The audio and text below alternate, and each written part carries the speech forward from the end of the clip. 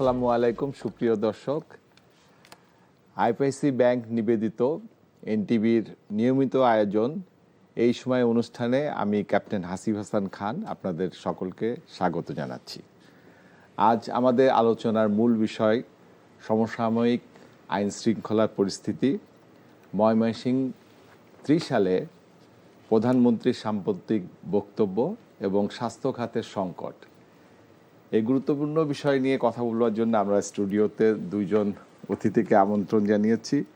আমার পাশে আছেন জাতীয় নাগরিক পার্টির এনসিপির কেন্দ্রীয় কমিটির যুগ্ম সদস্য সচিব অ্যাডভোকেট হুমায়রা নূর। ধন্যবাদ আপনাকে। আরও আছেন আমাদের শরীফুজ্জামান শরীফ, সাবেক সভাপতি ছাত্র ইউনিয়ন। আপনাদের দুজনকেই এনটিভিতে স্বাগতম। আমরা শুরু করি প্রথমে আইন শৃঙ্খলা নিয়ে। হুমায়রা, আপনার কাছে জিজ্ঞেস করতে চাই যে দেশের বর্তমান আইন শৃঙ্খলা আপনি কেমন দেখছেন? শুরুতে আপনাকে এবং আমার সহ-আলোচক এবং আজকে আমাদের যারা দেখছেন সবাইকে সালাম এবং শুভেচ্ছা জানিয়ে শুরু করছি। আমি আজকে এখানে যেই জায়গাটায় বসে আছি, এই জায়গায় বসে সারা বাংলাদেশের মানুষ আশা করেছিল, মানুষের কাছে কমিটমেন্ট দেওয়া হয়েছিল যে একটি নির্বাচিত সরকার আসলেই দেশের আইন শৃঙ্খলা পরিস্থিতি নিয়ন্ত্রণে চলে আসবে।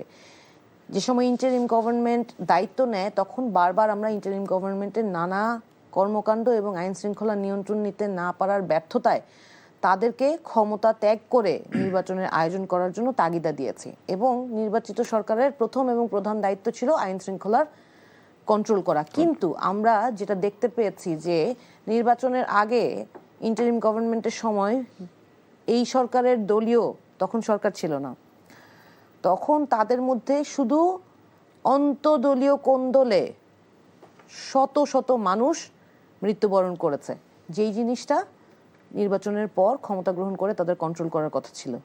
কন্ট্রোল কি হয়েছে? আজ সকালের কথা বলি, মাঝখানে 3 মাসের কথাটা একটু পর বলি। আজ সকালে আমাদের দেশের স্বরাষ্ট্রমন্ত্রী, যার দায়িত্বই হচ্ছে আইন শৃঙ্খলা রক্ষা করা, কিন্তু যদিও উনি ওনার দায়িত্বটা আসলে বারবার আমরা মনে করে দেওয়ার চেষ্টা করি সহযোগিতা করার জন্যই, ওটা ওনার মনে থাকে কিনা জানি না, কারণ উনি তো আসলে সংস্কারের বিরুদ্ধে ঢাল হয়ে দাঁড়ানোর জন্য বেশি ব্যতিব্যস্ত, যেটা মূল কাজ সেটাতে ওনার ফোকাসটা নেই বলে প্রতীয়মান হচ্ছে। দুঃখজনকভাবে এটাই বলতে বাধ্য হচ্ছি। উনার নিজ এলাকা কক্সবাজার জেলা আদালতে আজ সকালে উনার নিজ দলের এক ভদ্রলোক আদালতে সাক্ষী দিতে আসলে তাদেরকে উপর্যুপরি গুলি করে, তাও আবার কি উনারই দলের আরেক বাহিনী, খালেক বাহিনী। কি কারণে? এলাকায় আধিপত্য বিস্তারকে কেন্দ্র করে। তাহলে ওখানে আইন শৃঙ্খলা বাহিনী কি করে? এবং আমরা ভিডিও ফুটেজে দেখলাম যে যিনি সাক্ষী দিতে এসেছেন ওনাকে জোর করে ধরে নিয়ে অপহরণ করার চেষ্টা করা হচ্ছে এবং শেষ পর্যন্ত তো গোলাগুলির ঘটনা সমস্ত গণমাধ্যমের মাধ্যমে আপনারা জানতেই পারলেন।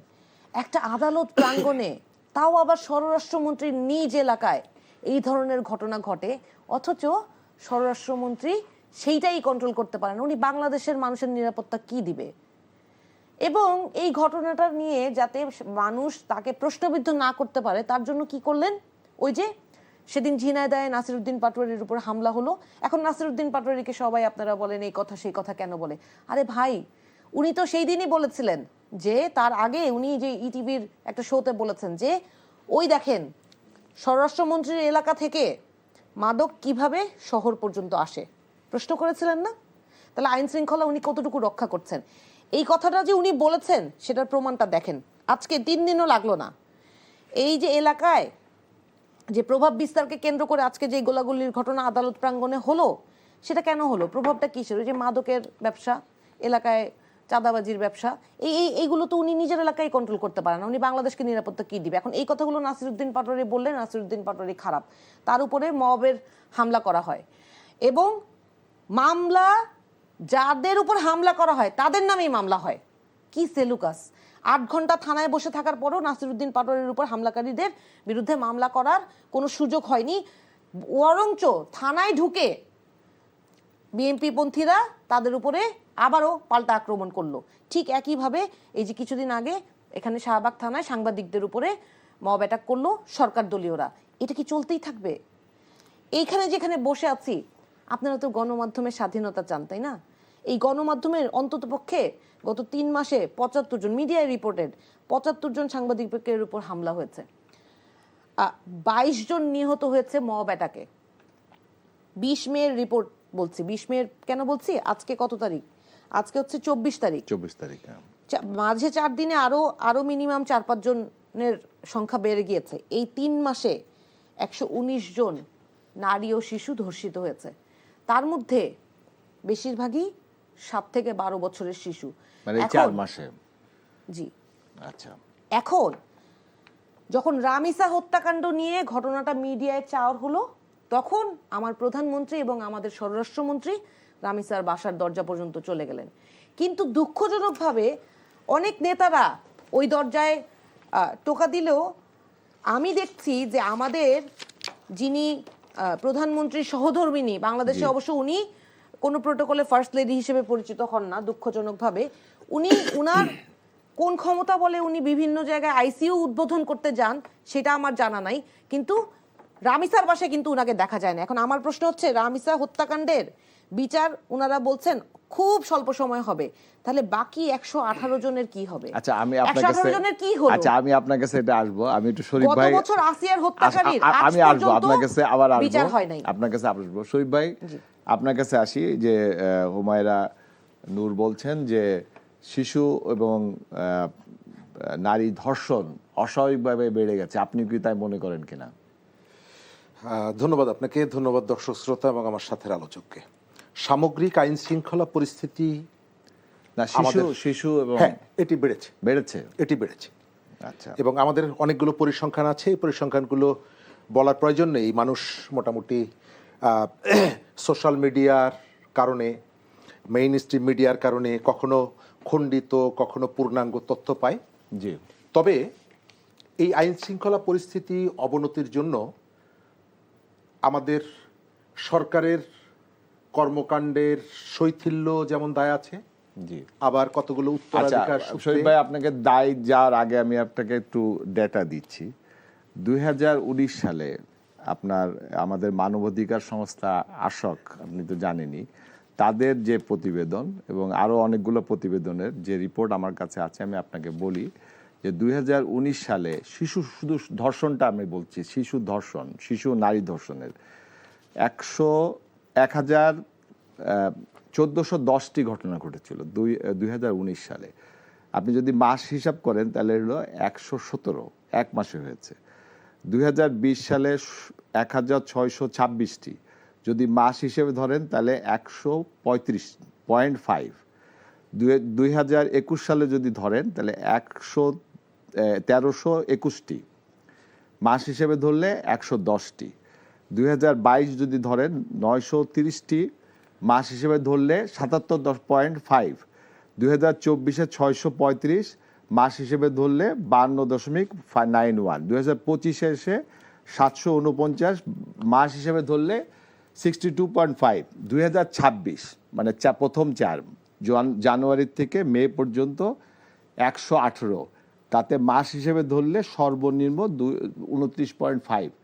এই 2019 থেকে 2026 পর্যন্ত বর্তমানে সর্বনিম্ন, কিন্তু আপনারা বলছেন যে সবচেয়ে বেশি। আচ্ছা, এই জায়গাটায় আপনি প্রথম যে তথ্যটা দিলেন, জি, এটা আওয়ামী লীগের রেজিমের একটা বড় অংশ। না, এটা তো তথ্য। আমি ওই জায়গায় আসবো। তাদের সময়কালে জননিরাপত্তা সহ বিভিন্ন জায়গায় মানুষের উদ্বেগ, উৎকণ্ঠা এবং এই অপরাধ প্রবণতা বেড়েছিল বলে মানুষ তাকে নো বলেছে জুলাইয়ের অভ্যুত্থানে। ওকে, আমি তাদেরকে তাড়িয়ে দিয়েছি, পালিয়ে গেছে, বিদায় করেছি। তাদের এই পরিস্থিতি উন্নতি করতে পারেনি এবং বিচার ব্যবস্থা তাদের হাতে চলে গিয়েছিল। ইচ্ছা মতো বিচার, কোথাও বিচার না, এই ধরনের অসংখ্য উদাহরণ আছে। জি, আমাদের একটা প্রত্যাশা ছিল আমরা সরকার পরিবর্তনের ভেতর থেকে সেখান থেকে একটা বেটার সিচুয়েশন, বেটার অবস্থা আমাদের এখানে আসবে। কিন্তু কতগুলো ঘটনা আমাদেরকে, সমাজকে নাড়িয়ে দিচ্ছে। আমাদের সমাজে অসংখ্য ঘটনা ঘটে, সব ঘটনা আমাদেরকে প্রভাবিত করে না। আমাদের এখানে প্রচুর দুর্ঘটনা ঘটে, প্রত্যেকটা দুর্ঘটনায় প্রায় প্রতিদিনই কখনো না কখনো মানুষের মৃত্যু বাড়ে, কিন্তু আপনার খেয়াল থাকার কথা, রমিজউদ্দিন স্কুলের 2 জন শিশু যখন দুর্ঘটনা কবলিত হয়ে মারা গেলেন, তখন মানুষ আর কিন্তু তার ধৈর্যের বাতটা ধরে রাখতে পারেনি, তারা বিস্ফোরিত হয়েছিল। জি। আবার এখনো মনে আছে, আমরা একটা ঈদ করেছিলাম শহীদ মিনারে। আমাদের ঢাকা বিশ্ববিদ্যালয়ের একজন শিক্ষক, ওই যে মানিকগঞ্জে যে দুর্ঘটনাটা ঘটেছিল, মিশুক মনিরের দুর্ঘটনা, তারপরে আবুল হোসেনকে পদত্যাগ করানোর দাবিতে আমরা শহীদ মিনারে ঈদ করেছিলাম, কারণ ওটিও একটা বিস্ফোরণ ছিল। মিরপুরের যে ঘটনাটা, এটা মানুষকে শুধুমাত্র বিক্ষুব্ধ না, বিভৎসতাও ফিরে এনেছে।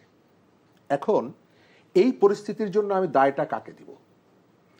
আপা মোটামুটি পুরো দায়টা দিয়ে ফেললেন। আমি সেখানে জিজ্ঞেস করব যে একটা সরকার দায়িত্ব গ্রহণ করার পর তার যে সেটআপ, আমরা এখনো কিন্তু দেখছি পুলিশ বাহিনীকে এখনো নানা জায়গায় তাদের দায়িত্ব পুনর্বন্টন হচ্ছে। তার মানে হলো প্রশাসনকে এখন পর্যন্ত আপনি আপনার একটা শৃঙ্খলার মধ্যে আনতে পারেননি। এখন পর্যন্ত প্রশাসন তার দায়িত্ব পুরোপুরি গ্রহণ করতে পারেনি। কিন্তু তারপরেও এখানে যদি ঘটনা ঘটে, সরকারের দায় আছে। কিন্তু কতগুলো ঘটনা আছে যে ঘটনাগুলো সরকার চাইলেই এটা নিরসন করা সম্ভব না, বন্ধ করা সম্ভব না। যেমন গাজীপুরে একটা পরিবার ঘুমিয়েছিল, 5 জন মানুষকে জবাই করে হত্যা করেছে কে? ওই পরিবারের একজন সদস্য। জি। এখন সেখানে ওই ঘরের মধ্যে এই নিরাপত্তাটা কোন সরকারের পক্ষে এটি সম্ভব না। অবশ্যই আমরা কখনো কখনো এই সত্যতা না অনুধাবন করে আমরা একটা রিপারকাশন দেই যে কেন ঘরের মধ্যে আমি এই নিরাপত্তাটা পাবো না। সরকারের দায়িত্ব। এবং আপনাকে আরেকটা তথ্য দিই আমি, যে এখন আমি তো আপনাকে বললাম যে এখন হলো এই গত 4 মাসে সর্বনিম্ন, গত বছরের থেকে এটা 50% কমে এসেছে।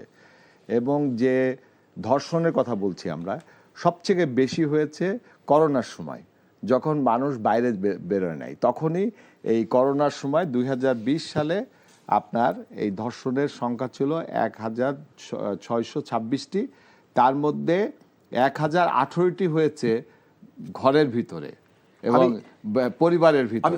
ওইটাই আপনাকে বলছি। জি। ধরেন যে গতকালকে ঢাকা শহরে 50 জন নারী তার পারিবারিক সহিংসতার শিকার হয়েছেন, অর্থাৎ তার পরিবারের মধ্যে, তার ঘরের মধ্যে তার স্বজন পুরুষ তার উপরে নির্যাতনটা করেছে। এটা কি সরকার চাইলে এটি কমানো বা বন্ধ করা সম্ভব না? কিন্তু সরকারের দায়িত্ব কি? ওই যে ঘটনাগুলো, তার দ্রুত সময়ের মধ্যে বিচার নিশ্চিত করা। জি, এই কাজটি সরকারকে করতে হবে। জি। আমি একটু আপনার কাছে ফিরবো, আমরা একটু ব্রেকে যাব। ব্রেকে যাওয়ার পরে আপনি যেটা বলেছেন যে আমাদের সরকারের দায়িত্ব কি, তা আমাদের সাথে একটা অ্যাডভোকেট আছেন, আমরা তার কাছে জিজ্ঞাসা করব যে how to solve this problem. সুপ্রিয় দর্শক, আমরা আলোচনা করছি আইন শৃঙ্খলা পরিস্থিতি এবং আমাদের সাম্প্রতিক যে স্বাস্থ্য খাতে যে সংকট। হুমায়রা নূর, আপনার কাছে আসি। আপনাকে একটু প্রথমে ডাটা দিয়ে নিই, তারপরে আপনার কাছে প্রশ্ন করব। সেটা হলো, আপনি আইনজীবী। আমরা দেখেছি যে এই প্রত্যেকটা আপনি পুলিশ স্টেশনে যে দেখবেন যে একটা ভিকটিম সাপোর্ট একটা ইউনিট আছে, যারা এই নারী এবং শিশু দিয়ে কাজ করে, তাদেরকে হেল্প করে। তো সেই রকম একটা যৌথ জরিপ করা হয়েছে বাংলাদেশ সুপ্রিম কোর্ট এবং ব্র্যাকের যৌথ জরিপ। সেখানে 32টা জেলার 46টি ট্রাইব্যুনালের উপরে 2025 সালের 4040টি মামলার নথি বিশ্লেষণ করে দেখা গেছে যে কনভিক্টেড হয়েছে মাত্র 3%, আর খালাস পেয়েছে 70%। আচ্ছা, এরপরে আপনাকে আরও ডেটা দিচ্ছি। 101টি ট্রাইব্যুনালে 1,50,090টি মামলা এখন বিচারাধীন। নিয়ম অনুযায়ী মামলাগুলি সমাপ্ত করতে হবে 180 দিনের মধ্যে, কিন্তু আমরা যেগুলো সমাপ্ত হয়েছে সেগুলো আমরা দেখছি যে প্রত্যেকটা সমাপ্ত হতে লেগেছে 3 বছর 7 মাস, এবং 42,272টি মামলা 5 বছর ইতিমধ্যেই অতিক্রান্ত হয়ে গেছে। তারপরে আপনাকে একটা কথা বলে, আপনি নিশ্চয়ই নাম শুনেছেন রসু খা, চাঁদপুরের সিরিয়াল কিলার। 19 জন মেয়েকে সে ধর্ষণ করেছে এবং হত্যাও করেছে 19 জনকে। সেই রসু খানের মৃত্যুদণ্ড হয়েছিল 2015 সালে। 17 বছর সে এখনো জেলে আছে, সে এখনো জীবিত আছে, তার ফাঁসি হয়নি। এখন আপনি বলেন যে কি কারণে আমরা এটা এই যে শিশু এই মানে আপনার দৃষ্টিতে একজন আইনজীবী হিসাবে দেখেন, যে ডাটাটা বলছিলাম যে 118 জন 19 জনের কথা, তার মধ্যে 14 জন শিশুকে ধর্ষণের পর হত্যা করা হয়েছে। এবং একটা ডাটাবেজে দেখলাম যে এই পর্যন্ত জাস্ট এই বছরে 854 জনকে হত্যা করা হয়েছে। তার মধ্যে শুধু ঢাকাতেই 107 জন আছে। এটা তাও আরো 1 মাস আগের ডাটা বলছি। আপনি অনেকগুলো ডাটা দিলেন যে ভিকটিম সাপোর্ট সেন্টারে গিয়েছে এবং যেই মামলাগুলো গ্রহণ করা হয়েছে, কেন বলছি কথাটা গ্রহণ করা কথাটা কেন বললাম এটা ব্যাখ্যা করছি। যেই মামলাগুলো গ্রহণ করা হয়েছে তার মধ্যে মাত্র 3% কনভিক্টেড হয়েছে। আসেন এটা নিয়ে কথা বলি। আমি ধরেন ব্যক্তিগতভাবে যখন পারিবারিক নির্যাতন, ভাই বলছিলেন যে গাজীপুরে যে ঘটনা ঘটেছে 5 জন হত্যাকাণ্ড, ধরেন একটা ধর্ষণের ঘটনা হোক, যে কোনো আইন শৃঙ্খলা পরিস্থিতির অবনতি হোক, যখন মানুষ দৃশ্যমান বিচার দেখতে পায় তখন মানুষের নৈতিকতাও কাজ করে, মানুষ ভয় পায়। আমরা জুরিসপ্রুডেন্সে পড়েছি যে ফিয়ার অফ কোর্শন না থাকলে কখনোই সরকার বলেন বা যারা ক্ষমতায় থাকে, ওই যে উনারা কমিউনিস্ট পার্টির কাছাকাছি তো ওটা পছন্দ করবে না কথাটা, বাট জুরিসপ্রুডেন্স এটা খুব গুরুত্বপূর্ণ কথা। একটা সভরেন্টি মেনটেন করতে হলে অবশ্যই ফিয়ার অফ কোর্শন থাকতে হয়, না হলে কখনোই কন্ট্রোল মেইনটেইন করা সম্ভব না। এখন কোর্শন যেটা শাস্তি নিশ্চিত হয় না। আপনি মামলা দিতে যান, আমার ক্লায়েন্ট এরকম বহু ক্লায়েন্ট আছে যারা নির্যাতিত হয়ে সংসারটা ভাঙতে চায় না, কিন্তু ওই যে সাধারণ একটা জিডি করবে, সেই জিডি করতে গেলে এই যে বলেন না ভিকটিম সাপোর্ট সেন্টার, ওই ভিকটিম সাপোর্ট সেন্টারে যারা বসে থাকে, যে পুলিশ কর্মকর্তারা, তারা ওই ভুক্তভোগী নারীকে যেই ধরনের প্রশ্ন করে অপদস্থ করে, তাতে করে নারী ওখানেই ভেতর থেকে মরে যায়। একদম তার ভিতরের যত সাহস সে সঞ্চার করে ওই থানা পর্যন্ত গিয়েছে, ওই সাহসটা ওখানেই তার মরে যায়। তারপরে ওখানে ভিকটিম সাপোর্ট সেন্টারে কোনো মেডিকেল টিম থাকে, আপনাকে আবার সেই সরকারি মেডিকেলে গিয়ে রিপোর্ট করাতে হবে, সেখানেও নানান প্রশ্ন, কেউ দেখে ফেললো কিনা, নিরাপত্তার প্রশ্ন। সেই নিরাপত্তাকে একটা অভিযোগ করার পরে, এই যে ধরেন হাদি কিন্তু জিডি করেছিল, তাকে যে হত্যা করার হুমকি দেয়া হচ্ছে সেইটার জন্য সে কিন্তু জিডি করেছিল, সে কি নিরাপত্তা পেয়েছে এই রাষ্ট্রের কাছে? পায় নাই। এই যে 3%-এর কথা বলেন, শুধু নারী শিশুর ঘটনার বলি, বেশিরভাগ আপনি যেই ডাটাটা দেখছেন যে যতগুলো মামলা রিপোর্টেড হয়েছে, আমি একদম চ্যালেঞ্জ করে বলতে পারবো অ্যাটলিস্ট তার ডাবল ভিকটিমস এখনো বাংলাদেশে বিদ্যমান, যারা সাহস করে আইনের আশ্রয় চাইতে পারে নাই, যারা গিয়েছে। সমস্যাটা হচ্ছে, বলছি কদিন ধরে এই কথাগুলো সবসময় বলি, আসিয়া হত্যার পরেও বলেছিলাম, আমাদের যে আইনি কাঠামো সেইখানে সাক্ষী প্রমাণ দেওয়ার দায়িত্ব যিনি অভিযোগ করেছেন তার উপরে বেশি চাপিয়ে দেওয়া হয়। এখন একজন নারী বা একজন শিশু যেই জায়গায়, যেই নির্জন জায়গায় এই ধরনের নির্যাতনের শিকার হন, উনি সাক্ষী কোথায় পাবেন বলেন তো? বেশিরভাগ সময় আইন সম্পর্কে সম্যক ধারণা না থাকার কারণে তো উনি এভিডেন্সটাও দেখা যায় মুছে গিয়েছে। ওই অবস্থায় পরিস্থিতি তো এমন হওয়া উচিত ছিল যে অভিযুক্ত যে, তাকে প্রমাণ করতে হবে সে নির্দোষ, কিন্তু আমরা অভিযোগকারীর উপর দায়টা চাপিয়ে দেই যে সে যে অভিযোগ করেছে সেই অভিযোগটা সত্য কিনা প্রমাণ করতে। একটা মেয়ে যে শ্বশুর বাড়িতে নির্যাতন হয়ে নিহত হয়েছে, সেই মেয়েটার কি বাপের বাড়ির লোকজন থাকে শ্বশুর বাড়িতে? থাকে না তো, তাহলে সে কি করে প্রমাণ করবে? আবার দেখেন 180 দিনের মধ্যে মামলা পরিচালনা করে শেষ হওয়ার কথা, সেটা 3-4 বছর লেগে যায়। রসুখা 17 জন নারীকে ধর্ষণ করে হত্যা করেছে। ট্রান্সকম গ্রুপের যে মালিক, তার মেয়ের, আজকেই পড়ছিলাম পেপারে, তার মেয়ের যেই রেপিস্ট, শাজনীন হত্যাকাণ্ডের যে ঘটনা, তার মেয়ের রেপিস্ট কয়েকজনের মধ্যে মাত্র একজনের, গৃহকর্মীর একজনের ফাঁসি হয়েছে 17 বছর পর, আর বাকি 5 জন খালাস পেয়ে গিয়েছে। কোথায় বিচার? এত বছরেও গৃহকর্মী সে কি ছিলেন যেটা ছেলে আচ্ছা ছেলে রেপিস ছেলে, আচ্ছা আচ্ছা তার সাথে যে ওখানে কনস্ট্রাকশন ওয়ার্কার এবং আরো যারা সহযোগী ছিল তাদের তাদেরকে সবাইকে খালাস দিয়ে দেওয়া হয়েছে। এই হইল বাংলাদেশের বিচার ব্যবস্থা। বিচারের বাণী নিভৃতে কাঁদে। আমরা প্রতি ঘটনার পর কি করতে হবে, কি চাই, আমাদের মুক্তি চাই। এই বাংলাদেশের নারীরা নিরাপত্তা চায়, আশ্রয় চায়। কে ক্ষমতায় আছে এটা দেখে আপনারা না। নতুন প্রজন্মের হয় দল, পরিবর্তন হয় না। আমরা আসিয়া হত্যাকাণ্ডের পরে আমি নিজে যখন ধর্ষণ বিরোধী মঞ্চ গঠিত হয় এবং ওরা স্বরাষ্ট্রমন্ত্রী পদত্যাগ চেয়েছে, অনেক আন্দোলন করছিল, মশাল মিছিল বের করেছে, তখন তাদেরকে বলেছি দেখেন একটা রাষ্ট্রের 3টা কাঠামো এই ধরনের পরিস্থিতি নিয়ন্ত্রণ করে: স্বরাষ্ট্র মন্ত্রণালয়, আইন মন্ত্রণালয় এবং বিচার বিভাগ। মোটা দাগে এই 3টা বিভাগ সমন্বয় করে কাজ করতে হবে। পুলিশ যারা আইন শৃঙ্খলা বাহিনী তারা যদি নিজেদের দায়িত্ব ঠিকভাবে পালন করে তাহলে এই ধরনের ঘটনা ঘটার সাথে তাৎক্ষণিক পুলিশের উপস্থিতি হওয়ার কথা। পুলিশকে ফোন দিলে আসে না, আসলে পুলিশের কাছে গেলে নানান ধরনের অপদস্থ হইতে হয়। সাইবার সুরক্ষার নামে একজন সমালোচনা করলে আপনারা বিনা ওয়ারেন্টে তাদেরকে তুলে নিয়ে যান, অথচ আমরা আমাদের বোনেরা, রাজনীতিতে আসা বোনেরা বাদে যে কেউ যে কোনো পরিস্থিতিতে, এই যে আজকে আপনার শো করছি, এই শো এর কমেন্টে দেখবেন, গতকালকে শো এর কমেন্ট বক্স দেখে আমি আসলে দেখি না এখন আর, কিন্তু যখনই চোখে পড়ে যায় তখন ট্রমাটাইজ হয়ে যায়। আমরা যখন সাইবার সুরক্ষা চাইতে যাই তখন আমাদেরকে কোনো সুরক্ষার নামে বাসায় ফেরত পাঠায় দেওয়া হয়। এটা রেগুলার ঘটনা। এই ঘটনাগুলো আমরা যখন ফেস করছি তখন আপনি দেখেন আমাদের আইন শৃঙ্খলা বাহিনীও অকার্যকর, আমাদের যে যথেষ্ট আইন প্রণয়ন করা দরকার সেই জায়গায় অনেক ল্যাপস আছে। এবং বিচার বিভাগের কাছে যান, যেটা সবচেয়ে বেশি গুরুত্বপূর্ণ। ধরেন আসিয়া হত্যাকারীর হিটু শেখের মৃত্যুদণ্ড রায় হয়েছে 1 বছর পর, মে মাসে, 25 মে মাসে, কিন্তু এখনো সেই মামলা ঘুরছে উচ্চ আদালতে। আমরা কি চাই? এই যে এই ধরনের মামলাগুলোর জন্য আপনি যে বললেন যে এতগুলো মামলা কোর্টে পেন্ডিং, আমরা তো প্রতিদিন কোর্টে যাই।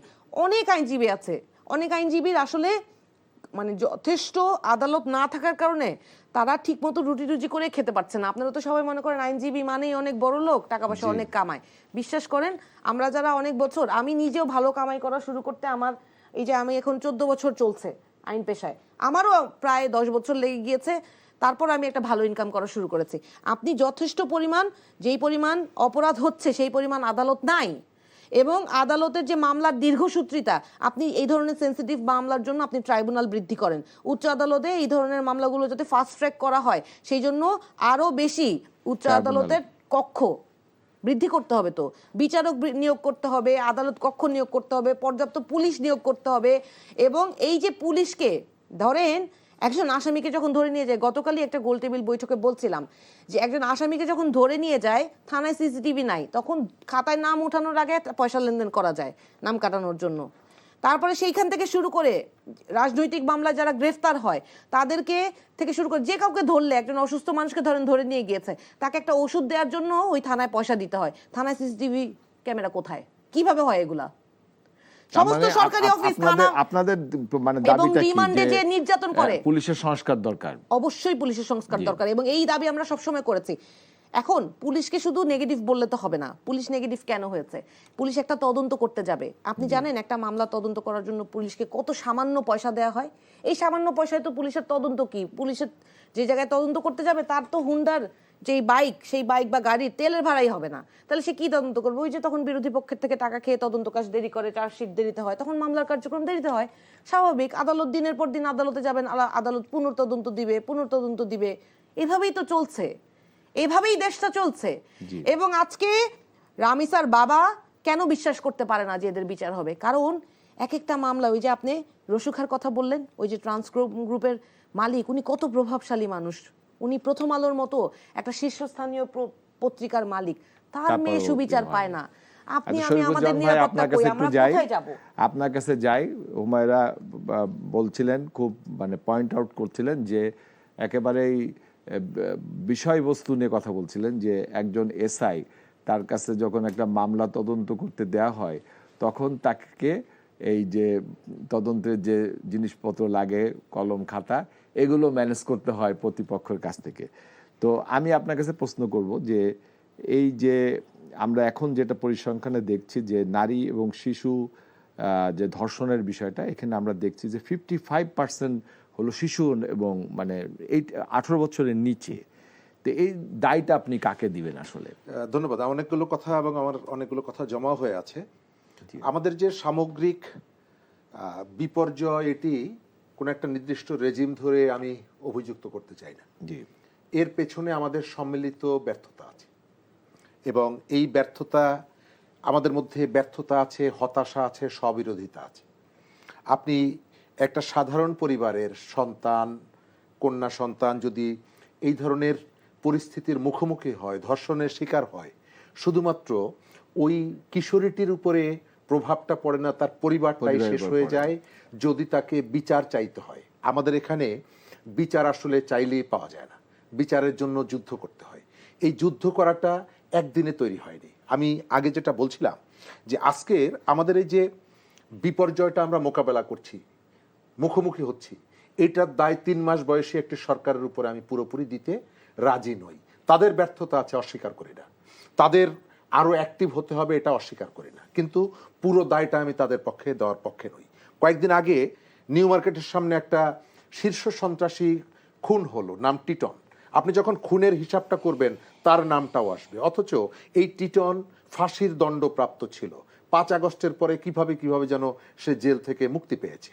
গতকালকে না পরশুদিন আমাদের ডক্টর আসিফ নজরুল দীর্ঘদিন ধরে আলোচিত আইন উপদেষ্টা ছিলেন, তিনি কতগুলো সাজেশন দিয়েছেন। তো সেখানে কারো মন্তব্য দেখলাম যে এই সাজেশনগুলো আপনি কেন দিচ্ছেন, আপনি তো ইনিশিয়েটিভ নেওয়া উচিত ছিল। তিনি দোররা মারার পক্ষে কথা বলেছেন, আরো কতগুলো জায়গায় বলেছেন। তো আমাদের প্রবলেমটা হচ্ছে, আমরা যখন রেসপন্সিবিলিটি আমাদের থাকে, করার কিছু থাকে, তখন আমরা করি না। আপা বললেন ওই কি বলে আইসিইউ উদ্বোধন এইগুলোর কথা বললেন। আমি তার কাউন্টারে বলতে চাই না যে আপনারাও তো একটা সরকারের অংশ ছিলেন, আপনারা যে দলটি করছেন প্রভাবশালী, গত যে অন্তর্বর্তী সরকারের প্রভাবশালী স্টেক হোল্ডার তো আপনারা ছিলেন। এই জায়গাগুলোতে পরিবর্তনের একটা চেষ্টা তো আপনারা করতে পারতেন। আজকে কে আইসিইউ উদ্বোধন করতে গেছে সেটা আপনি নোটিশ করছেন, কিন্তু ওই যেটা এর আগে যে আলোচনা, আসিয়ার হত্যাকাণ্ড, ধর্ষণ, তো তারপরে তো আপনারা হেলিকপ্টার করে আপনাদের নেতারা সেই পর্যন্ত গিয়েছিলেন, পুলিশের হেলিকপ্টার, তো আপনারা তো মিরপুরে যাননি। তো এই জায়গাগুলোতে অভিযোগ পাল্টা অভিযোগের কোনো প্রয়োজন নেই। আমার কথা হলো যে আমাদের একটা বিপর্যয় ঘটেছে, আমরা স্বল্প সময়ের মধ্যে বিচারটা চাই। একই সাথে এটাও কিন্তু আপনাকে মনে রাখতে হবে, বিচার মানে প্রতিশোধ না, আপনাকে বিচারটা করতে হবে স্বচ্ছতার সাথে। আপনি যদি বিচারের কাজটা আমরা যেভাবে আলোচনাটা করছি, আপনি খেয়াল করে দেখবেন যে এইখানে ঘটনা ঘটেছে, মোবাইল কোর্ট আর আমাদের যে বিচার প্রক্রিয়া, এটা কিন্তু এক না। আপনি কোথাও একটা ঘটনা ঘটেছে, একটা বিচার শেষ করার জন্য 40-45টা প্রসিডিওর মেনটেন করতে হয়। ঘটনা ঘটার সঙ্গে সঙ্গে 164-এ জবানবন্দি দিয়েছেন, সঙ্গে সঙ্গে আপনি চাইলেই তাকে ফাঁসি দিয়ে দিতে পারবেন না। এটা কিছু লেম্যানরা এই দাবিগুলো করে, কিন্তু এর পেছনে এক ধরনের রাজনীতি আছে। যে মানুষগুলো এই কথাগুলো বলছে এদের অনেকেই হয়তো আপনি খেয়াল করে দেখবেন যাদের আইন সম্পর্কে ন্যূনতম ধারণা নেই। আপনার যখন আইনের শাসন মানে কি, আইনের শাসন কিন্তু যেভাবে আমি চাইবো সেভাবে বিচার ব্যবস্থা না। বিচারের জন্য আপনাকে একটা যৌক্তিক সময়ও দিতে হবে। কাল শুরু করবেন, পরশুদিন শেষ করে ফেলবেন, আপনি কিন্তু পৃথিবীর থেকে বিচ্ছিন্ন না। আপনি 3 দিনের মধ্যে যে কোনো সমাজে প্রতিক্রিয়া সৃষ্টি করছে, রাইট? এক একটা পরিবার যারা ভিকটিম হচ্ছে তারা পুরো পরিবারটা শেষ হয়ে যাচ্ছে, এটাও সত্য। কিন্তু এই ঘটনার প্রেক্ষিতে আপনি কালকে শুরু করে পরশুদিন 3 দিনের মধ্যে বিচার শেষ করে ফেলবেন, এই প্রত্যেকটা বিচার কতগুলো ইন্টারন্যাশনাল স্ট্যান্ডার্ড আপনাকে মেনটেন করতে হয়। আপনি বলবেন যে এই অপরাধীরা তো মেনটেন করেনি, কিন্তু রাষ্ট্র পরিচালনার জন্য আপনাকে কতগুলো নর্মস কিন্তু আপনাকে মেনে চলতে হয়। আপনি চাইলেই ক্রস ফায়ার, তাহলে তো ক্রস ফায়ারটা তো ওই ধরনেরই বিচার ছিল, অপরাধীকে ধরে আমি মেরে যে ইসে ফেলে দিলাম, তাহলে আপনি ক্রস ফায়ারের বিরুদ্ধে কেন বলছেন? আপনি যদি আইনের শাসনের কথা বলেন, অবশ্যই সেই ক্ষেত্রে আমাদের জনপ্রত্যাশা আছে। জনপ্রত্যাশাটা কি?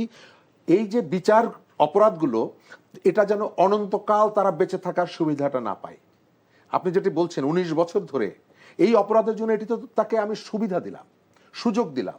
যে অপরাধ তিনি করেছেন সেই অপরাধের জন্য তার মৃত্যুদণ্ড হয়ে যাওয়ার কথা অনেক আগে। 20 বছর মামলাটা ঝুলিয়ে রাখা মানে তাকে আমি 20 বছর বেঁচে থাকার সুযোগ দিলাম। সে যে অপরাধ করেছে সে অপরাধের শাস্তিটা দিলাম না। এই জায়গাটায় সরকারের করণীয় সরকার কিন্তু বিচার করে না। আমাদের একটা ভুল ধারণা আমাদের মধ্যে আছে, সরকার বিচার করবে। সরকার কতগুলো লজিস্টিক সাপোর্ট দেয়, সরকার কতগুলো সাপোর্ট দেয়, আদালত বিচারটা করে। আমরা দাবি করি সরকারের কাছে বিচার। সরকারও কখনো কখনো ভুল করে এই কথাটা বলে যে হ্যাঁ এতদিনের মধ্যে বিচার করব। এটা বলার অধিকার সরকারের থাকে না, নেই, সাংবিধানিকভাবে নেই, আইনগতভাবে নেই। তবে যেহেতু জনগণের মধ্যে একটা প্রতিক্রিয়া তৈরি হচ্ছে এই ঘটনায়, মানুষ স্বল্প সময়ের মধ্যে, স্বল্প সময় মানে যৌক্তিক সময়, স্বল্প সময় মানে 20 বছর না, আবার স্বল্প সময় মানে হচ্ছে 2 ঘন্টার মধ্যে না। আপনি 2 ঘন্টার মধ্যে বিচার যদি কার্যকর করতে যান তাহলে সেই দেশটা সভ্য দেশ থাকে না। আপনি এখানে একটা শক্তিশালী বিচার ব্যবস্থার জন্য লড়াই করছেন, শক্তিশালী বিচার ব্যবস্থার কথা বলছেন, আবার বলছেন যে কালকের ঘটনা কালকেই বিচার করতে হবে। আমরা জি, আমাদের আমি এই আপনার কাছে আবার ফিরবো। হুমায়রা, আপনার কাছে একটু আসি। হুমায়রা রুল, আমাদের প্রধানমন্ত্রী বলেছেন যে 1 মাসের মধ্যে এই মৃত্যুদণ্ড নিশ্চিত করা হবে। এটাকে আপনি কিভাবে মনে করেন? আচ্ছা, আমি বিষয়টা আমি স্পষ্টভাবে বলি। ধরেন প্রধানমন্ত্রীও একজন বাবা, হ্যাঁ, উনি যখন প্রথম ক্ষমতা গ্রহণ করেন তখন আমি ওনার কাছে একটা দাবি করেছিলাম, একজন মা হিসেবে, একজন রাজনীতিবিদ হিসেবে, দেশের মানুষের দায়িত্ব নিয়ে যেটা বলেছিলাম সেটা হচ্ছে আমরা নারীরা কে ক্ষমতায় আছে এটা দেখতে চাই না, আমরা চাই নিরাপত্তা। এবং আপনি যেহেতু একজন মা, একজন মেয়ের বাবা, আপনার ঘরে একজন মা আছে, জি, তো আপনি যখন দায়িত্ব নেবেন আপনার 1 নাম্বার প্রায়োরিটি হতে হবে যে এই দেশের কোনো মা বোন যাতে আর অপদস্থ হেনস্থা না হয়। তো উনি ওনার জায়গা থেকে উনি যে বক্তব্যটা দিয়েছেন সেইটা উনি হয়তো বাংলাদেশের মানুষের যে পালস বা যেই আবেগের জায়গাটা সেই কনসার্ন থেকে উনি এই সর্বোচ্চ শাস্তি মৃত্যুদণ্ড সেই কথাটা উনি বলে ফেলেছেন। এইটাকে আমি খুব একটা অন্যায় হিসেবে দেখি না। মানে বিরোধী দলের আছি বলেই যে একেবারে ঢালাওভাবে সমালোচনা সবকিছু নিয়ে করব এইটা আমি বিশ্বাস করি না। তবে একজন আইনজীবী হিসেবে যদি আপনি আমাকে জিজ্ঞেস করেন এই কথাটা আসলে উনি বলতে পারেন না। এখন সমালোচনা করার জন্য সমালোচনা না করে আমরা যেহেতু একটা অভ্যুত্থানের পরে একটা সরকার, ভাই যেটা বলছিলেন যে ইন্টারিমের সময় আপনারা কিছু করতে পারলেন না কেন, শুনেন, ইন্টারিমের সময় সিআরপিসিটা বদল করা হয়েছিল, সিআরপিসিতে কিছু অ্যামেন্ডমেন্ট আনা হয়েছিল, বেশ কিছু গুরুত্বপূর্ণ অ্যামেন্ডমেন্ট বাতিল করে আইনটাকে রেটিফাই করা হয়। তাহলে অন্তর্বর্তীকালীন সরকারও যা যা পরিবর্তন করতে চেয়েছিল সবটা কি এই সরকারের স্বরাষ্ট্রমন্ত্রী, যিনি নিজেই সংবিধান, নিজেই সবকিছু, উনার বুদ্ধিতেই সবকিছু হয়, উনি তো সবটা রাখেন নাই। এবং উনি সেই দিন যখন রামেসা হত্যাকাণ্ডের যখন সংবাদ সম্মেলন চলছিল সেই সংবাদ সম্মেলনে উনি ভীষণভাবে হেসে হেসে বলছিলেন যে সংক্ষিপ্ত বিচার হলে অনেক ভুল হতে পারে। আমরা তো সব, একটু আগে ভাই বললেন যে বিচারিক প্রক্রিয়ায় সবকিছু সমাধান হইতে হবে, আমি তো এটার বাইরে কথা বলিনি। আমি একজন আইনজীবী, আমার দায়িত্ব হচ্ছে একজন ভুক্তভোগী হোক বা একজন আসামি পক্ষ হোক, তাদের সকলকেই আপনি আইনি সুরক্ষা তারা পেতে আইনগতভাবে এটা তাদের অ্যাজ অফ রাইট তারা পায়। এখন যেই কথাগুলো অনেক জায়গায় উঠছে যে ধর্ষকের কিন্তু কোনো মানে আইনজীবী সরকার থাকতে দাবি পারবে না। করছে, সরকার দাবি করছে যে অপরাধীদের দ্রুত ফাঁসির দাবিতে সাধারণ মানুষ যে আপনারা মাঠে অবশ্যই দাবি করছে। নামছেন, জি। এটাকে তারা বলছে যে অস্থিতিশীলতা সৃষ্টির জন্য আপনারা এটা করছেন। বাংলাদেশে আপনি যখন একটা বিচারিক প্রক্রিয়াকে উন্নত করবেন, কিভাবে উন্নত করবেন সেই প্রক্রিয়াটা তো আমি বলেই দিচ্ছি। একটু আগেই বলছিলাম যে আপনি বিচারিক আদালত আপনাকে বৃদ্ধি করতে হবে, পুলিশের সক্ষমতা বৃদ্ধি করতে হবে, তদন্ত কার্যক্রমের জন্য আপনার যে সক্ষমতা প্রয়োজন সেটা বৃদ্ধি করতে হবে। আপনি থানায় যাতে আসামিরা হেনস্থা না হয়, কারণ আমি মিথ্যা মামলা না হয়, সেইটা আপনার জবাবদিহিতা এনশিওর করতে হবে। আপনাকে আলটিমেটলি যেই ধরনের সেন্সিটিভ মামলা, যেটা নিয়ে পাবলিক সেন্টিমেন্ট জড়িত, সেই ধরনের সেন্সিটিভ মামলার জন্য আপনাকে আলাদা করে ট্রাইব্যুনাল গঠন করতে হবে। একটা মানুষ রেপ হয়েছে কিনা সেটার জন্য যে ডিএনএ টেস্ট করার দরকার, সেটার জন্য পর্যাপ্ত আপনার আমাদের সেই স্ট্রাকচারই নাই, সেই কাঠামোই নাই। সেটা নিয়ে তো আসিয়া হত্যাকাণ্ডের পর থেকে আমরা এটা বলেই যাচ্ছি। সরকারের ব্যর্থতা কোথায়? আমি আপনাকে বলি, এইখানে যে কথাগুলো আসছে যে 3 মাসের সরকারকে দায় দিতে চাই না, ব্যর্থতা আপনাকে এই সরকারকে এই দায়টা নিতেই হবে। কেন নিতে হবে জানেন? কারণ আপনি একটা অবৈধ সরকার চলে গিয়েছে, ইন্টারিম গভর্নমেন্ট, অনির্বাচিত সরকার বলেন আপনারা, একটা বিশেষ পরিস্থিতিতে জনগণের প্রত্যাশার ভিত্তিতে গঠিত সরকার। সেই সব জায়গা থেকে আমরা তো একটা সংস্কারের কমিটমেন্ট নিয়ে এই নতুন বাংলাদেশে আমরা একটা নির্বাচনের আয়োজন করেছি। একটা নির্বাচিত সরকারের কাছে আমরা যে সংস্কার, শহীদ ভাই উনি বলছেন যে পরিস্থিতি আমরা আশা করি সেইটাতে তারা সম্পূর্ণ ব্যর্থ না, শুধু তারা জি। বাধা হয়ে দাঁড়িয়েছে। সরকারের দায়টা হলো যে আপনি যেটা বলছেন সরকারকে আপনি দায়ী করতে চাচ্ছেন না, কিন্তু ওনারা যেটা বলছেন যে সরকারের দায়টা হলো যে জুলাইয়ের যে স্পিড, সেই স্পিডটাই ছিল পুলিশ সংস্কার, সেখান থেকে তারা সরে গেছেন। ধন্যবাদ। অনেকগুলি প্রশ্ন আছে, সময়ও কম।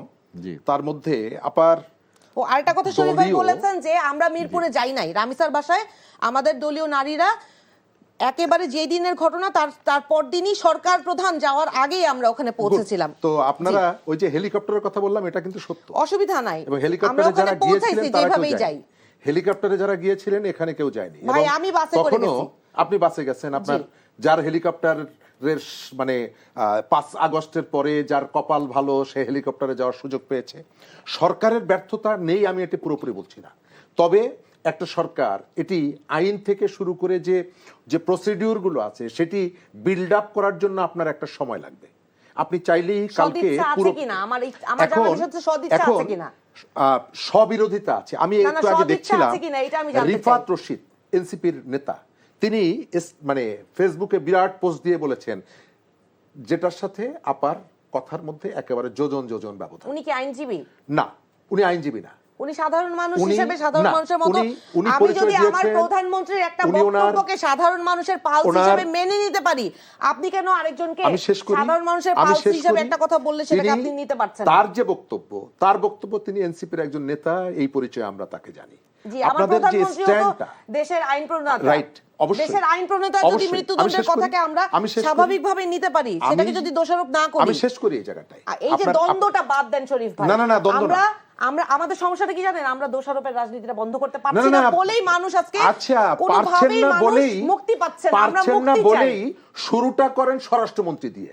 হ্যাঁ, এইখানে স্বরাষ্ট্রমন্ত্রী বৃষ্টি কেন হয়েছে তার স্বরাষ্ট্রমন্ত্রী নিজ জানে। এলাকায়, কিভাবে নিজের দলের লোকেরা আরে গোলাগুলি করে। তার নিজ এলাকায়, কি করেছে? স্বরাষ্ট্রমন্ত্রীর এলাকায়, তার তো ওই কনস্টিটিউয়েন্সি তার। অবশ্যই তার তার মানে লজ্জা হওয়া তার উচিত মানে তার। হচ্ছে হান্নান মাসুদের এলাকায় সমস্ত ঘটনা হান্নান মাসুদকে নিতে হবে হান্নান দায়িত্ব। মাসুদ কি ওখানে শৃঙ্খলার নো দায়িত্বে আছে? নো, হান্নান সারা মাসুদের দেশে এলাকায় শৃঙ্খলার হান্নান দায়িত্বে মাসুদ কে? সরকার। হ্যাঁ? সরকার। আপনি সারা আপনার দেশে সরকারের শৃঙ্খলার দায়িত্ব সময় হচ্ছে স্বরাষ্ট্র সেখানে মন্ত্রণালয়। আপনি অবৈধ অস্ত্রের কথা বলছেন, অবৈধ অস্ত্রের কথা বলছেন।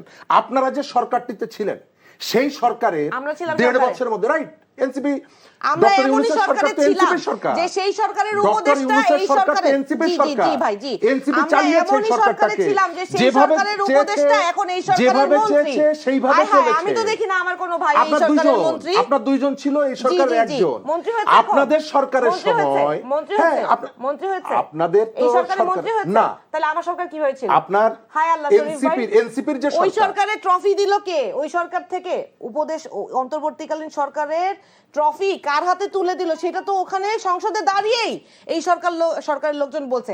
আরো দুঃখের বিষয় কি জানেন? NCP আপনি কি বিএনপি করেন? না। তাহলে আপনি বিএনপি কে ডিফেন্ডে না, না, করেন? না, আমি তো অবাক হয়ে যাই। আরে না, অবাক হওয়ার কিছু নাই। আপনি সত্য কথা না, আমি বলবো না। আমার কথা হচ্ছে, এনসিপির লোকজন আমার কথা হচ্ছে, পাওয়ার এক্সারসাইজ করেছে আপনারা ডক্টর ইউনূসের NCP মাধ্যমে। বিদ্বেষী হয়ে সরকারকে এনসিপির ডিফেন্ডে লোকজন, করেন। মনে হয় আপনি বিএনপির চেয়ে বড় না, বিএনপি। বিএনপির সাথে আমরা বড় বিএনপি না। বিএনপির সমালোচনা করি আমরা। বিএনপির সমালোচনা করি আজকে একদিন না, সেই আজকের 91 বিষয়টা, সাল একটা থেকে, বিষয় বলেন। 91 সাল আচ্ছা, বলেন তো থেকে একটা অন্যায়ের যখন ভুল বিষয় করে, স্বীকার করেন। হ্যাঁ, কেন এই যে প্রধানমন্ত্রী যেটি বলেছেন 1 মাস 7 দিনের মধ্যে ফাঁসি হবে, এটা আমি সমর্থন করি না। ঠিক তিনি আছে। এটি বলতে পারেন না। দেখেন। তিনি এটি বলতে পারেন না। অবশ্যই স্বরাষ্ট্রমন্ত্রীর এলাকায় আপনি অস্ত্রের কথা বলছেন, রাইট, অস্ত্রের সারা কথা না, দেশের গোলাগুলির দায়ভার কথা তার। বলেছি। সারা দেশের দায়ভার তার। কিন্তু আপনি যে কতগুলো জায়গায় অযৌক্তিকভাবে যে সমালোচনা করছেন, সমালোচনা গত কি বলেন? 1.5 বছর এখানে লুণ্ঠিত অস্ত্র কেন উদ্ধার হলো না? আপনারা একটা কথা বলেছেন, অবশ্যই বলেছি। 5 আগস্টের পরে আমি সমস্ত ফাঁসির দণ্ডপ্রাপ্তরা জেল আমি থেকে বলেছি, কেন আপনি বেরিয়ে গেল? একটা স্টার সমালোচনা টিভির করেছেন? অবশ্যই করেছি। না, করেননি আপনারা? করেছি। আপনি না শুনলে আপনাকে আমি না, না, এখানে না, না, বসে না। বলছি। এই যে স্টার টিভির এই যে টক শোতে কবর আমি থেকে, নিজে, আমি এবং কবর আমার থেকে নেতারা লাশ প্রত্যেকটা তুলে, টক শোতে বলেছি কবর থেকে যে লাশ তুলে, নির্বাচনের আমি আগে, শেষ করি। ভাই, আপনি কথা বলতে নির্বাচনের দিচ্ছেন না আগে, আমাকে। নির্বাচনের আগে কথা অস্ত্র বলতে উদ্ধারের দিচ্ছেন জন্য না। আমরা না, জোর আপনারা দাবি করেন নাই। করেছি। আপনারা এই দাবিগুলো করেন নাই। আমরা জোর দাবি আপনারা করেছি সরকারে এই যে আপনাদের এইটাই দুইজন হচ্ছে প্রতিনিধি সমস্যা। ছিল। এইটাই আপনাদের সমস্যা। দুইজন প্রতিনিধি ছিল। আপনারা একটা দেশের স্বরাষ্ট্রমন্ত্রী কিভাবে বলে যে কাদের হাতে অস্ত্র আছে, ওরাই অস্ত্রটা এই কাজে ব্যবহার করবে না, আমরা জানি। তার মানে হচ্ছে এই যে লুণ্ঠিত অস্ত্র কোথায় আছে তিনি জানতেন। ওই সময় তিনি জানতেন। পররাষ্ট্র উপদেষ্টা, ওই এখনকার সরকারের মধ্যে পররাষ্ট্রমন্ত্রী। আপনারা ছিলেন, আপনারা কথা বলেন নাই। ট্রফি দেয়ার দ্বিতীয় জায়গাটা সরকার। হচ্ছে কবর থেকে লাশ তুলে পোড়ানো হয়েছে, তখন সেই সরকারের এনসিপি ছিল না। এনসিপি ছিল সরকারে, শতাধিক NCP ছিল সরকারে। মাজার এইটাই হলো ভেঙে আপনাদের লুটপাট সমস্যা, করা হয়েছে। এইটাই হলো আপনাদের সমস্যা। শতাধিক আপনারা মাজার লুটপাট করা BNP হয়েছে। লোকজনকে দিয়ে আপনারা মব কয়জনকে করিয়েছেন, ধরেছেন? করিয়ে এখন সেগুলো এনসিপির ঘাড়ে চাপাইতে চান। কতজন? আপনাদের NCP র সময় এই যে ঘাড়ে মিডিয়ার কথা বলছেন, আপনি প্রমাণ দেন না, এই যে NCP মিডিয়ার কেউ কথা ছিল? বলছেন, আপনি এই যে প্রমাণ পাশে দেন না, প্রথম NCP কেউ আলোতে ছিল? আগুন আমরা ধরানো হয়নি। গিয়েছি প্রথম আলো, ডেইলি স্টারের আগুন নেভাতে আমরা নিজেরা তুমি সাপ সশরীরে হইয়া উপস্থিত ছিলাম। ধ্বংসন করো, ওজা হইয়া হ্যাঁ। ঝাড়ো। এটা কি এনসিপির কেউ ছিল না, এই আগুন পোড়ানো? আপনি একটা প্রমাণ দেখান। এনসিপির যে সরকার, ভাই আপনি যে একটা প্রমাণ দেখান। সরকারে দয়া করে আপনি দায় দেওয়ার আগে একটা প্রমাণ দেখান প্লিজ, আমি অনুরোধ করলাম। ডক্টর কোনো ইউনূসের সমস্যা সরকার নাই। এনসিপি আমি তো প্রভাবিত সাক্ষ্য সরকার প্রমাণ ছিল। দিয়ে কথা বলছি, আপনি ডক্টর একটা প্রমাণ ইউনূসের দেখান না। সরকার, কোন ডক্টর ইউনূস? ডক্টর যেই ইউনূসের ডক্টর ইউনূস সরকার ট্রফি এনসিপি তুলে প্রভাবিত দিয়েছিলেন তারেক সরকার রহমানের ছিল। হাতে। সেই এটা ডক্টর ইউনূস। আপনাদের ইন্টারনাল, আবার এটা সেই আমার ডক্টর internal না তো। সেই তারেক এটা তো রহমান, সংসদে সেই দাঁড়িয়ে বিএনপির প্রতিমন্ত্রী সাথে বলেছে ভাই। আপনারা আপনি আমাকে ডক্টর ইউনূসের সাথে আপনারা আমেরিকা আচ্ছা ঘুরতে গেছেন না? শহীদ ভাই, আপনার কাছে আপনি একটা কথা বলে ফেলছেন, সেক্ষেত্রে আপনি একটা প্রশ্ন করি। বলেন। সেটা হলো যে আপনি বলেছেন যে ওই সরকারের সময় যে স্বরাষ্ট্রমন্ত্রী ছিলেন, হ্যাঁ। তিনি বলেছেন যে এই অস্ত্র যাদের কাছে নির্বাচনের আছে, কাছে ব্যবহৃত হবে সেটা না। ব্যবহৃত হবে। তাহলে আপনারা সরকারে আসার পরে তাকে কেন জিজ্ঞাসাবাদ করছেন না যে আমরা- কোথায় অস্ত্র আছে? আমরা এই তাৎক্ষণিকভাবে তার যে রিপারকেশন হয়েছিল, জি। সাথে সাথে অন্তর্বর্তী সরকার বুঝেছিল যে একটা ভয়ঙ্কর শব্দ উনি ব্যবহার করেছেন। তারপরে তারা স্টেটমেন্ট দিয়ে বলেছিল যে না, আমরা অস্ত্র উদ্ধার করব, কিন্তু একটা অস্ত্র উদ্ধার করেনি। আমাদের অন্তর্বর্তী সরকারের একটা বড় খাসলত হয়ে গিয়েছিল, কোনো ঘটনা ঘটলে তাৎক্ষণিকভাবে রিপারকেশনটা কিভাবে ডাইভার্ট করে দেওয়া যায়, একটা তদন্ত কমিটি, এবং তারপর সেই তদন্ত কমিটির রিপোর্ট হয় না। আমি মনে করিয়ে দেই, অন্তর্বর্তী সরকার হওয়ার পর প্রথম বিতর্ক ওঠে ডিসি নিয়োগ নিয়ে। 2024 সালের 9 অক্টোবর যে কথা তারা একটা তদন্ত স্বরাষ্ট্রমন্ত্রী কমিটি করে। বলেছিলেন, ওই সেই প্রসঙ্গটা তদন্ত একটা প্রশ্ন করে যাই, আপনি কমিটিতে- দেখেন আমি শেষ করে দিচ্ছি, যে আমি শেষ করে যখন দিচ্ছি। অস্ত্র ব্যবহার করবে না স্বরাষ্ট্রমন্ত্রী বলেছে, ধরেন উনি তো এক ধারসে এনসিপির বদনাম করলে এনসিপি খারাপ। বিএমপি কি স্বরাষ্ট্রমন্ত্রী তখন উপদেষ্টার পদত্যাগ চেয়েছিল? আপনি শুনেছেন? ধরেন আপনি একজন লে পার্সন হিসেবে বলেন, আপনি কি শুনেছেন যে বিএনপি স্বরাষ্ট্র উপদেষ্টা তখন ওই বক্তব্যের ভিত্তিতে, অত দায়িত্বহীন বক্তব্যের ভিত্তিতে স্বরাষ্ট্র উপদেষ্টার পদত্যাগ চেয়েছে? বিএনপি না চাইলো, না না, বিএনপি কিছু করলে কোনো না, দোষ না, না, নাই। না, আরে ভাই, আরে বিএনপি তো দুধে দেওয়া তুলসী পাতা। না না বিএনপি না, পীরের দল। বিএনপি দুধে দেওয়া পীরের তুলসী দল পাতাটা ভাই, বলছি আহা, না। পীরের দল বিএনপি ভাই। পীরের দল না। আহা। বিএনপি কি করলো? বিএনপির কথা, কিন্তু একজন নাগরিক না, না, না। হিসাবে এই নাগরিক প্রশ্নটা হিসেবে তোলার আপনাদের অধিকার আমাদের আছে। সব দুঃখ তো এনসিপির না, উপর, না, এই বিএনপির উপর তো প্রশ্ন তোলা- আপনাদের কোনো না, এই কারণে চাওয়া আছে, পাওয়া নাই। এই কারণে বিএনপি আছে, সরকারে থাকলেও দোষ যেহেতু এনসিপির। এই কারণে আছে যেহেতু আপনি কতগুলো অযৌক্তিক এবং বিভ্রান্তিকর আমি তো তথ্যের প্রমাণ কথা সহ বলছেন। বলেছি, আপনি তো অভিযোগ করলেন যে প্রমাণ ছাড়া। সরকারটা 1.5 বছর ক্ষমতায় আচ্ছা। ছিল, আপনারা সেই সরকারটার কাছ থেকে নানা রকমের সুযোগ সুবিধা নিয়েছেন, নানা আচ্ছা, রকমের আচ্ছা। সুবিধা ভোগ আচ্ছা, করেছেন। আমাদের এমনকি হানা ভোটের সময়ও আপনারা বাংলাদেশ ব্যাংক আচ্ছা, থেকে আপনাদের শহীদ একজন ভাই, নেতা আমাদেরকে একটু শেষ কোটি করতে টাকা হচ্ছে। নিয়ে এসেছেন প্রচারের নাম আচ্ছা, করার শহীদ করে। ভাই, আমাদের সময় সুবিধা আর নিয়েছেন নাই। না, আমাদের- সুতরাং তার রেসপন্সিবিলিটি লায়াবিলিটি নেবেন না। আমাদের ফাঁকা সময় নাই, বক্তব্য সবাই আমাদের দিতে সময় পারে, নাই, প্রমাণ আমাদের দিয়ে শেষ কথা করতে বলবেন। হচ্ছে, আমাদের শেষ করতে হচ্ছে। আপনাদের দুজনকেও অসংখ্য ধন্যবাদ। আপনারা আমাদেরকে সময় দিয়েছেন, এর জন্য অসংখ্য ধন্যবাদ। সুপ্রিয় দর্শক, আমরা দুইজনের কথা শুনছিলাম এবং যেটা বেরিয়ে আসলো সেটা হলো যে আমাদের দেশকে সামনের দিকে এগিয়ে নিতে হলে আমাদের সংস্কারের প্রয়োজন রয়েছে। বিশেষ করে পুলিশ সংস্কার ছাড়া আমাদের অপরাধ দমন করা খুবই কঠিন হবে। সুতরাং সরকার এই বিষয়টাকে গুরুত্ব সহকারে দেখবেন এবং পুলিশের সংস্কারের ব্যাপারে যথাযথ পদক্ষেপ নেবেন বলে এই আজকের আলোচকরা যা বললেন। সুপ্রিয় দর্শক, আজকের এই পর্ব এখানে শেষ করছি। আবারও আপনাদের সাথে দেখা হবে আগামী পর্বে। ততদিন ভালো থাকবেন, সুস্থ থাকবেন, এনটিভির সাথেই থাকবেন। আসসালামু আলাইকুম।